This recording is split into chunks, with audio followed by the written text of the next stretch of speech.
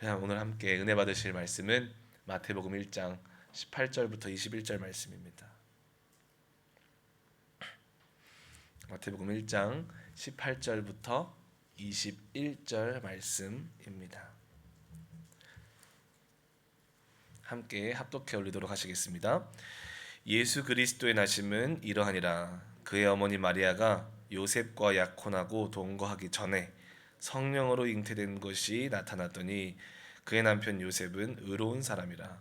그를 드러내지 아니하고 가만히 끊고자 하여 이 일을 생각할 때 주의 사자가 현몽하여 이르되 다윗의 자손 요셉아 내 아내 마리아 데려오기를 무서워하지 말라. 그에게 잉태된 자는 성령으로 된 것이니라. 아들을 낳으니 이름을 예수라 하라. 이는 그가 자기 백성을 그들의 죄에서 구원할 자의 시민이라 하니라. 아멘.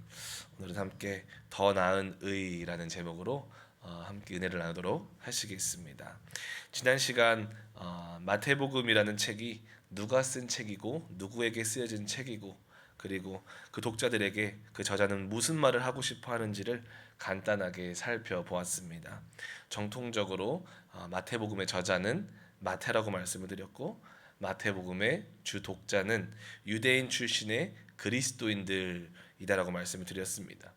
이런 기본적인 배경을 알아야 되는 중요성은 이 독자들이 살고 있는 시대에 만연해 있는 그 시대적 또 문화적 민족적 그런 통념과 그런 이해관계를 우리가 정확히 파악을 해야 또 마태가 이 책을 통해서 무슨 말을 전달하고 있는지를 정확하게 알 수 있기 때문에 그렇습니다. 우리가 이것을 정확히 알아야 우리 삶 속에도 건강하게 정확하게 아버지의 말씀을 적용하게 될 줄 믿습니다. 우리가 꼭 인지하고 있어야 하는 독자들의 배경은 이들은 유대인 출신의 그리스도인들이었다는 것입니다. 이 당시에 이들 안에는 유대인으로서 가지고 있었던 율법의 기준과 가치 또 그에 따른 문화와 삶의 모습들이 있었습니다. 그러나 그들이 그리스도인이 되면서 새롭게 배우고 갖게 된 예수님의 기준과 예수님의 문화들, 삶의 방식들을 접하게 됩니다. 그에 따라서 이 둘 사이의 충돌 때문에 그들 안에 혼동과 어려움을 겪고 있다는 것을 우리는 유추해 볼 수 있습니다. 마치 우리가 세상에서 열심히 살다가 예수님을 인격적으로 만났을 때 우리 안에 발견되는 그런 세상의 가치와 그리스도인으로서의 가치가 충돌되는 것을 경험하는 것과 비슷한 것 같습니다. 우리가 저 같은 경우는 예수님 만나기 전에 죄라고 생각하지도 않았던 것들이 예수님을 만나고 나니까 너무나도 혐오스러운 죄였다라는 것을 알게 되고 그런 죄의 모습들이 예수님을 만나고 제 안에서 계속 싸우는 것을 느낄 수가 있었습니다. 마태는 그런 혼동 속에 있었던 유대인 출신의 그리스도인들에게 아주 명확하고 진중하게 가르치고 싶었을 것입니다. 그리고 오늘 본문에서는 마태가 그들에게 가장 먼저 가르치고 싶었던 것이 바로 예수님이 가르쳐 주시는 의로움이었음을 알 수가 있습니다. 마태는 예수님이 말씀하시는 의로움을 요셉과 마리아의 이야기를 통해서 그 독자들에게 또 오늘날 우리들에게 가르쳐주고 있는 줄 믿습니다. 본문 말씀 18절에 보게 되면 이렇게 말씀합니다. 예수 그리스도의 나심은 이러하니라. 그의 어머니 마리아가 요셉과 약혼하고 동거하기 전에 성령으로 잉태된 것이 나타났더니 마태는 1절부터 17절까지 지난 시간에 보았던 말씀에 나온 족보를 통해서 우리에게 역사상 가장 중요한 탄생을 맞이할 수 있도록 준비시켰습니다. 바로 아브라함과 다윗의 언약을 성취하실 진짜 이스라엘의 왕은 바로 예수 그리스도다라고 말씀을 했고요. 그 말씀을 통해서 예수 그리스도께서 왕으로 계신 곳마다 인생마다 나라마다 시간마다 환경마다 영원한 하나님의 나라가 그곳에 세워질 것이다라는 것을 선포하였습니다. 그리고 오늘 본문은 그 예수 그리스도의 나심을 아주 구체적으로 설명하고 있습니다. 특이한 것은 그 예수님의 나심을 설명하는데 이 마태는 아주 의도적으로 예수님의 부모인 마리아와 요셉의 결혼 이야기를 자세하게 다루고 있다는 것이죠. 특히 마리아가 약혼을 하고 동거하기 전에 성령으로 잉태되었다라는 정보를 아주 구체적으로 다루고 있습니다. 사실 다른 복음서에서는 이 부분에 대해서는 침묵하는 것을 볼 수가 있습니다. 이는 마태가 독자들에게 가장 먼저 그들이 예수 그리스도의 나심과 함께 꼭 알아야 하는 중요한 이야기를 이 이야기를 통해서 전달하고 있다는 것을 알 수가 있습니다. 바로 의로움에 관한 이야기입니다. 여러분과 저에게 오늘날 시대를 살아가는 우리들에게 의로움이란 무엇인가요?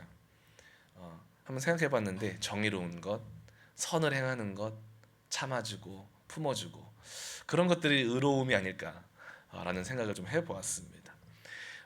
시대마다 그 의로움이라는 그런 개념에 대한 기준이 다름을 알 수가 있는데요.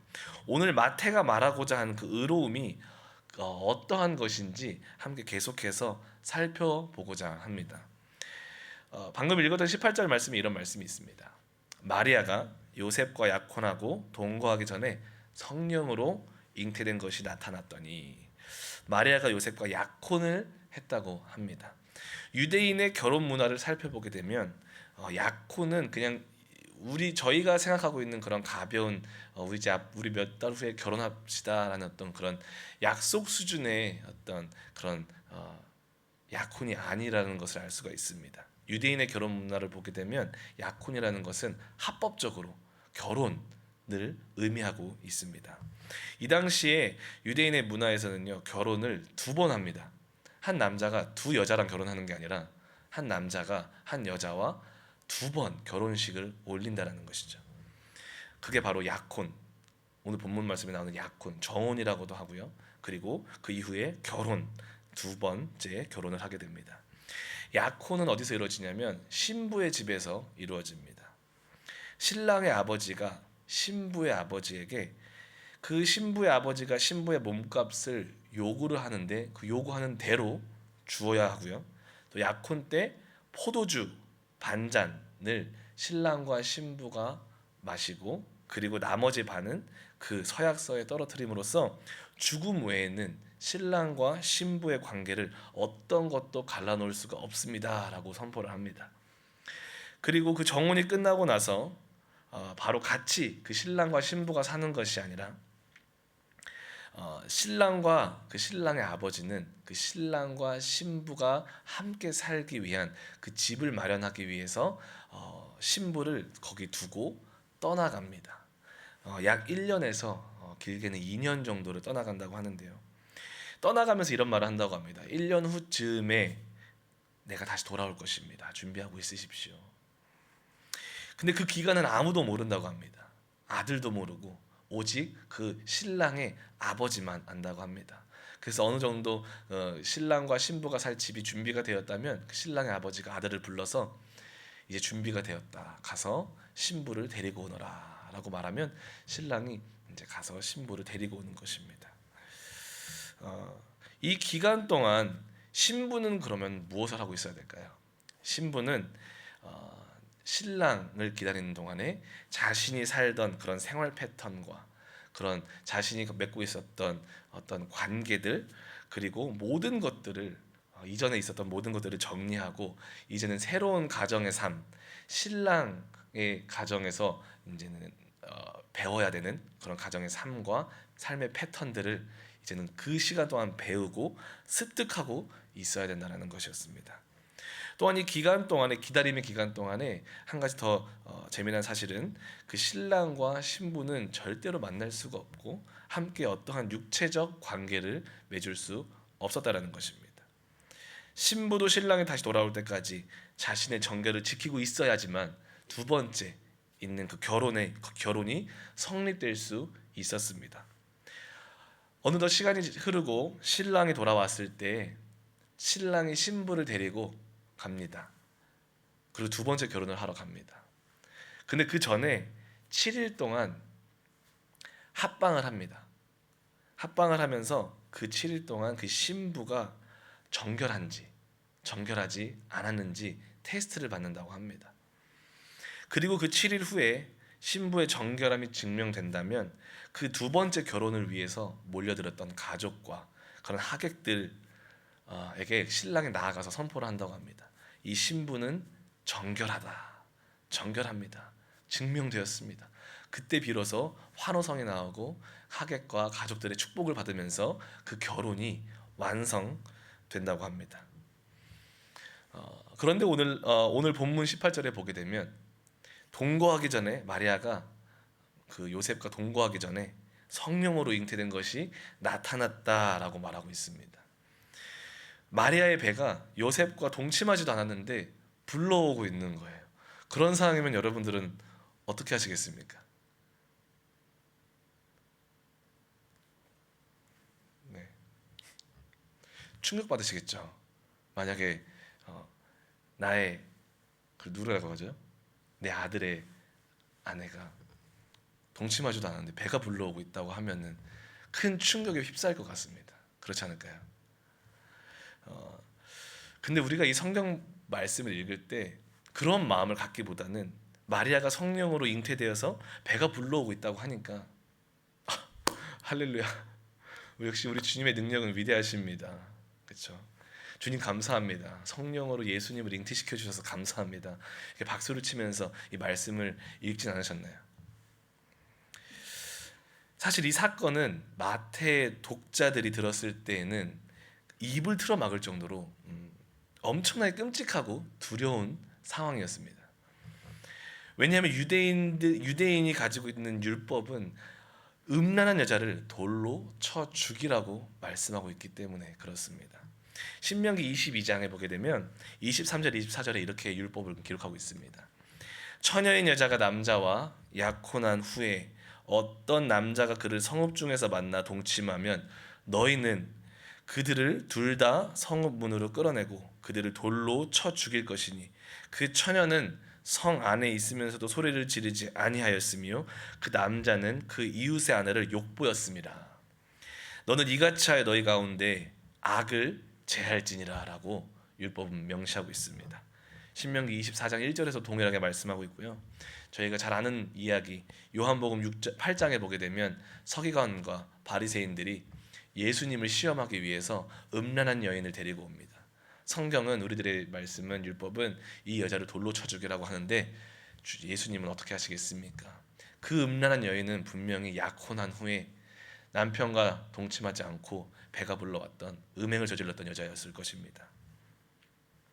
그런데 그 말씀에 따라서 마리아는 유대인의 법을 통해서는 돌로 쳐 맞아서 죽어야 되는 그런 상황에 있었다라는 것입니다. 근데 마태가 오늘 본문 19절에 이렇게 말씀하고 있습니다.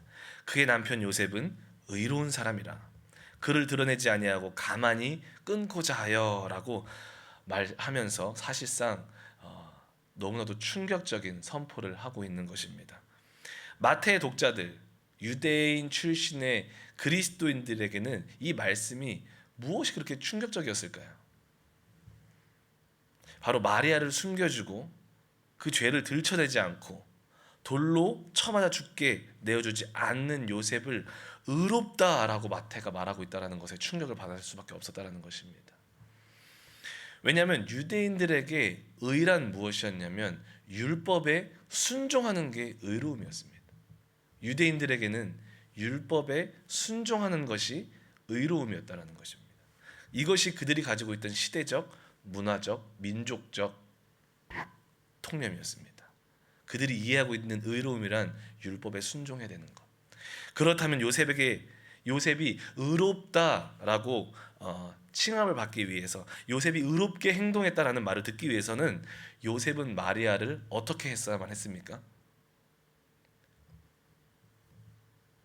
공개적으로 마리아를 드러내어서 돌로 쳐 죽게 만들었어야만 했었습니다. 그것이 요셉이 의롭게 행했다라고 말을 듣기 위해서 행했어야만 했던 일이었습니다. 율법에 따르면. 그렇지 않습니까? 여기서 드러내다라는 단어는요, 구경거리로 만들어버리다. 예수님이 통치자들 앞에서 섰을 때, 신문을 받을 때, 조롱을 받았을 때 사용되었던 동일한 단어입니다. 마찬가지로 요셉은 마리아를 드러내어서 공개적으로 드러내어서 부끄러움을 당하게 하고 돌로 쳐맞아 죽게 했었어야지 의롭게 행한 것이 되었었다라는 것입니다.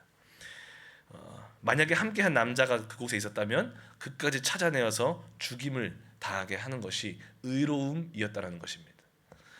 우리가 보기엔 비인격적이고 이해할 수 없지만 그것이 그 당시의 의의 개념이었다라는 것입니다. 유대인 입장에서 요셉의 행동은 결코 의로운 행위가 아니었습니다. 덮어주고 용서해주고 조용히 끊으려고 했던 것 결코 의로운 행위가 아니었습니다. 그러나 마태는 이 요셉의 행위를 그 주 독자 유대인 출신의 그리스도인들에게 의롭다라고 재정의하고 있는 것입니다. 이는 마태가 예수님의 탄생을 통해서 그리스도인들에게 가장 먼저 말하고 싶었던 것이 바로 더 나은 의였다라는 것을 알 수가 있습니다. 이전의 의는 정죄하고 비판하고 시험하고 죽이는 것이었다면 마태는 그 의보다 더 한 차원 높은 단계, 아니 어떻게 보면은 비교할 수조차 없는 더 나은 의를 독자들에게 또한 우리들에게 선포하고 있다라는 것을 우리는 알 수가 있는 것입니다. 이 더 나은 의, 이 더 나은 의로움은 예수님이 우리들에게 가르쳐 주시고 계시는 의인 줄 믿습니다. 마태복음 5장 20절에 보게 되면 이렇게 예수님은 말하고 있습니다. 내가 너희에게 이르노니 너희의 의가, 너희의 의로움이 서기관과 바리새인보다 더 낫지 못하면 결코 천국에 들어가지 못하리라. 마태는 바리새인과 서기관이 말하는 그 의보다 더 나은 의를 가져야지만 천국에 들어갈 수 있다라고 말씀을 하고 있습니다. 그리고 이 설명을, 이 의로움을 바로 이 전에 팔복에서 설명하고 있습니다. 마태복음 5장 7절에 보게 되면 긍휼히 여기는 자는 복이 있나니 그들이 긍휼히 여김을 받을 것이며 라고 말씀하고 있습니다. 나중에 마태복음 5장을 가면 좀 더 구체적으로 나누겠지만 여기서 복이 있는 자라는 말은 예수 그리스도 안에서 의롭다함을 얻은 자라는 뜻입니다. 예수님 안에서 이 더 한 차원 높은 더 나은 의를 경험하고 그 사랑을 받은 사람은 동일하게 긍휼을 베풀고 동일한 의를 베풀며 살아가는 사람이라고 말씀하고 있는 것입니다. 예수님이 가르치고 구현하고 싶은 의로움은 바로 긍휼함이라는 것을 우리는 알 수가 있는 대목입니다. 이 긍휼이 바로 그 당시에 바리새인과 서기관들이 붙들고 있던 그 율법의 의보다 더 뛰어난 의다라고 오늘 마태는 말하고 있는 것입니다. 주님이 원하시는 의로움은 긍휼을 베푸는 의로움인 줄 믿습니다. 주님은 이 의를 말로만 설명한 것이 아니라 이 땅에서 십자가를 온 인류를 위해 친히 지심으로 보여주시고 구현하여 주셨습니다.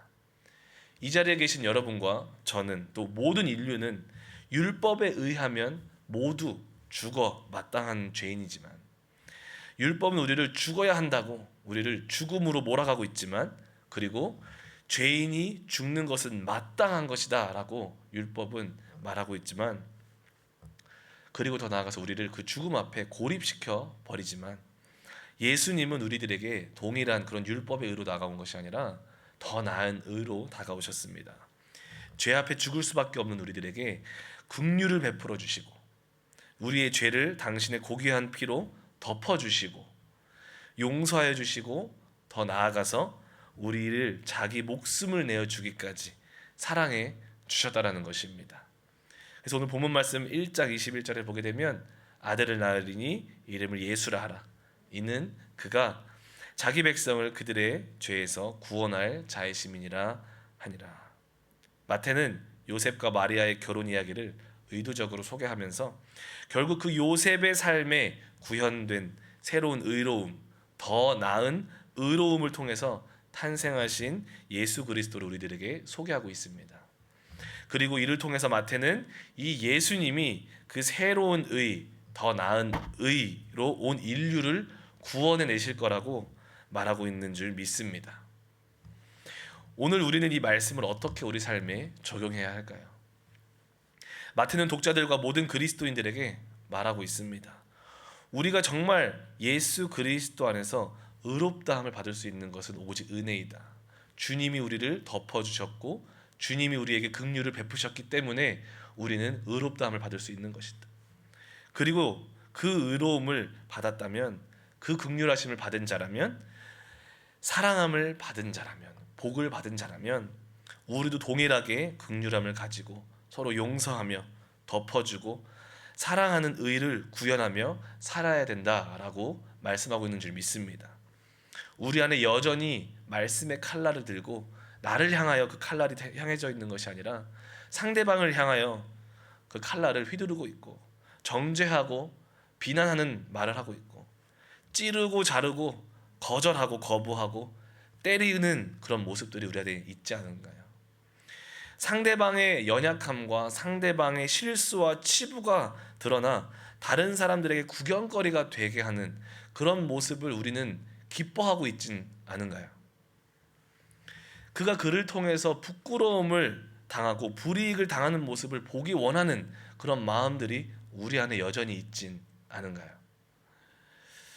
요셉이 마리아의 치부를 덮어준 것처럼 우리도 상대방의 부족함과 연약함과 실수를 덮어주고 그를 위해 오히려 기도해주고 사랑으로 권면하며 인도해주는 노력을 하며 살아가는 하루가 되기를 원합니다.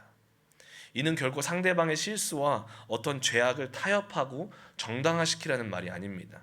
요셉도 덮어주되 조용히 끊으려고 했다라고 말하고 있습니다. 우리는 분별해야 합니다. 무엇이 옳고 무엇이 그른지, 무엇이 하나님의 말씀이고 무엇이 하나님의 말씀이 아닌지 분별은 해야 하되 우리 안에 가져야 할 가장 중요한 마음과 자세는 바로 긍휼함과 사랑이라는 것을 잊지 않아야 합니다. 우리 모두가 이번 한 주 요셉의 이 더 나은 의, 긍휼함을 기억하고 이 사랑과 긍휼함을 가정 안에서 우리의 모든 관계 안에서 일터에서 학교에서 또 교회에서 실천하고 살아간다면 그곳이 하나님의 나라가 될 줄 믿습니다. 기도하시겠습니다.